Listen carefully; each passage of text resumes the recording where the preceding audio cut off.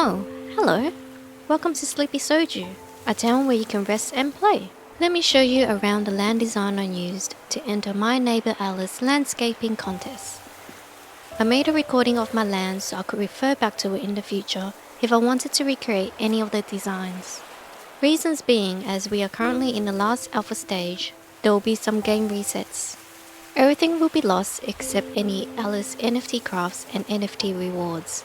A huge amount of time and effort was put into creating my little town, and it holds a special place in my heart. I love being creative, and when you create something you are attached to, you want to keep a memory of it, especially if it's going to be lost at some point. This is supposed to be a quick tour, but since a lot was involved, I wanted to share some of my thought process, and I may have gotten a little carried away at some points because I got excited. Alpha Season 4 is still ongoing, so you can grab a free trial land to give the game a go. Come and visit my land and test out your jumping skills. Don't forget to visit all the other neighbours as well. They have really cool land designs for you to visit. Landscaping is a new feature and we were introduced to the basics of it. The contest was a great way to bring out the creativeness of the neighbours. After the top 10 entrants were selected, the My Neighbour Alice team completed a first impressions viewing of each plot, which was held live on Discord. Then 5 winners were later selected, where each won a land and $150 worth of Alice tokens.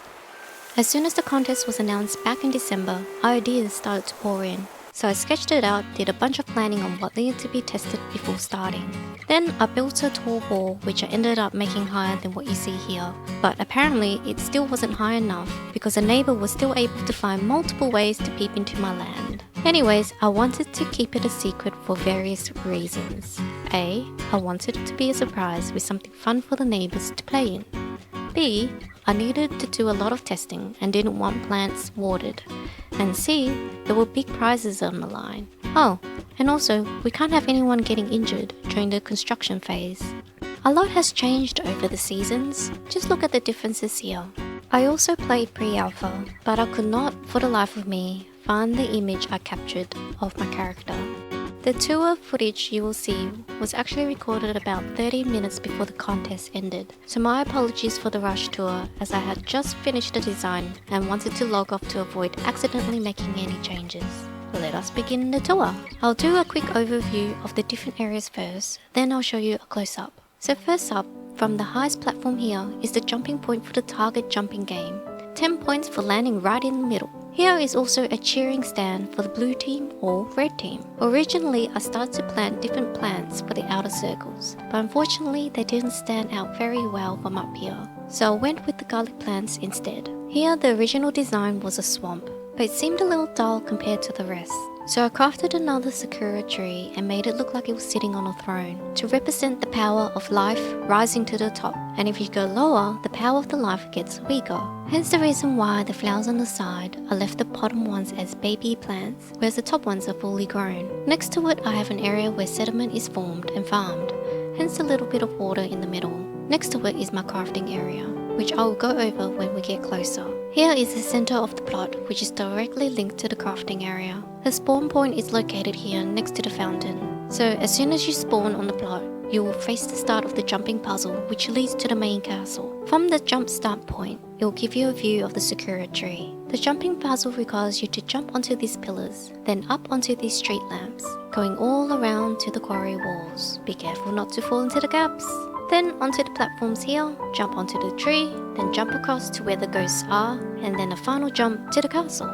I spent quite some time figuring out the plant designs here, because at the time, plant growing times were 8 hours between each watering. Later on, it was changed to 2 hours, which was really helpful. So going back to the center, if you head to the other direction, it will lead you straight to the plant museum, which features all the available farmable plants. To the right, we have a swimming pool and quarry. To the left is a field of yellow flowers. Next to it is a heart and arrow against the wall of the path that leads to the top platform. Alright, let's take a closer look. Here is the view from the cheering stand where you can cheer for your team as they make their jump. It is also important to me that this heart and arrow was able to be viewed from different angles and heights. More on that later. Here in the middle, I surrounded the fountain with yellow dark brick walls, which are lowered into the ground. It is a shame that the corners do not join, but it still looks okay. Originally I planned on placing tiles around, but they were too expensive to make and I didn't have enough time to craft them all. Here is the start of the jumping puzzle. If you stand right here on the tile, it gives you a view of the Sakura tree. I wanted to create a theme for each area, but as you can see, I'm kinda obsessed with the glowing purple turnips. When lowered, it looks like a glowing purple tree. The jumping puzzle is meant to be fun, but I think I made it a little bit stressful. We do have some expert jumpers in the neighborhood who will find this easy, but for the average jumpers like me, I'm sorry if I made it a little hard. But I promise you, it is doable. I've tested it out and recorded as proof that it works. So don't give up, but if you don't have time, I've placed a shortcut behind the tree. This arch you see here was actually a last minute craft. I probably should have crafted it in yellow. But if you walk through it, you'll reach the plant museum where you can have a picnic. Here I planted all the available seeds according to height, so you can see each one from the front. This took a long time to do because it took some time to unlock tier 3 materials. On top of that, it was during the time when watering times were 8 hours. Once the merged plants were fully grown, I took a screenshot of it using my character as a measuring tool, after which I tried to sort and sketch out what I wanted, but of course, nothing ever goes to plan. After some shifting and adjusting of the pillars, I found one that I was happy with. The only thing that annoyed me was some of the plants ended up facing the wrong way. I tried to redo them by trying to plant and water them a certain direction or way, but there was no luck. And on the outside I have alternating 2 color fences, white and blue, surrounding the plants. Originally, the plan was to have fence along the back as well. However, after I removed the wall, it did not showcase the plants very well, so I reinstated a tall enough wall that allowed you to see both the plants and the surrounding neighborhood. To the left is the field of yellow flowers. I had to redo this area because it was too close to the museum and I had to move it over by 4 squares. It was very painful, but necessary. Look at these flowers, aren't they pretty? I love the glow. We need more glowing plants. I did try to plant them to get them facing the same way, but it didn't work. The theme here is yellow, so I placed yellow seeds among the flowers and a sakura tree with yellow flowers on top of the hill. Originally the plan was to have the yellow flowers go right around to the side as well, with a seed facing in that direction so you can view the natural forest. However, after some calculations, I discovered I would not have enough materials to craft the seeds to complete it in time. So I ended up removing the land on the side and placed a small jumping path that leads to a heart instead. I could have completed it if I didn't redo this whole area. Next, I want to show you the heart and arrow. This took a long time, and the arrow was a real pain because it was the last thing I created, so I had very limited space to fit it in and have it look good in all angles. Back up the stair there is a lamppost you can jump onto to grab a nice photo in front of the heart for Valentine's. Here you are shot with Cupid's arrow. Keep an eye out for your Valentines. I made the arrow out of color brick walls and pillars as plants didn't stand out as much. I'm actually really happy how it turned out. I'm not sure if you can see it, but the tip of the arrow is actually dyed in yellow. It would be nice if it was more yellow. Up this way is the pool area. It needs some refilling, but sometimes you can see fish appear in it. I wanted to make a fancy looking pool area with a wall feature. The original plan was to have 2 lounge seats in each colour, but I didn't have enough time or materials to craft them. What I like is that you can also see the beautiful landscape and mountain in the distance. This little area is a mini forest that surrounds this cute little birdhouse, which was an NFT reward from a previous season. Here I planted the mushroom plants and purposely left some not fully grown to give it some character.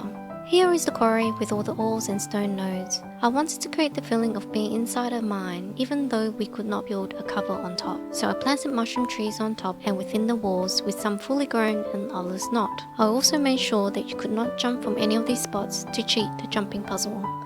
But it was all in vain because I ended up putting a shortcut anyway. Don't these glows on the mushroom plants look really nice? Anyways, speaking of the shortcut, let me show you where it is. Place the pillar there so I can remove it if needed, but I think I'll just leave it there and remove the wall so you can see it easier. Up the tree you can get a nice view of the land and a better view of the other areas. In particular, the heart and arrow and the rising sakura tree. To get to the castle, jump from here to the ghosts. Don't worry, they're friendly. Welcome to the top of the castle. Up here there are seats on each side for you to sit on and take in the beautiful views from all sides. The castle theme was supposed to be blue, but the blue seats blended in too much with the fence when viewed from down there, so I left them in the original colour. I also lowered the yellow flowers so they will suit the fence height. For the towers, I placed baby garlic plants and the lampposts. I'm so glad they did an update to add glow to the lampposts because they really do light up the place. Alright, to the last area. From the middle, head up this path and you'll see that the theme here is white and purple. The shelf was a little bare, so I crafted purple potted plants which I thought added a nice touch to this area. To the left here, I lowered the floor to hide the craft stations a little because it detracted the overall theme colour. I did the same thing over here. So the idea with the design with a small body of water is that it's actually flowing underneath and the sediment collects here. After removing the tall walls, I didn't have enough fences to fill the areas, so I only placed them where they mattered. I also placed some berry plants scattered around the plot, together with small pieces of grassy land to give it a bit of a more natural wild look to break up the straight line and edges. Anyways, that is it.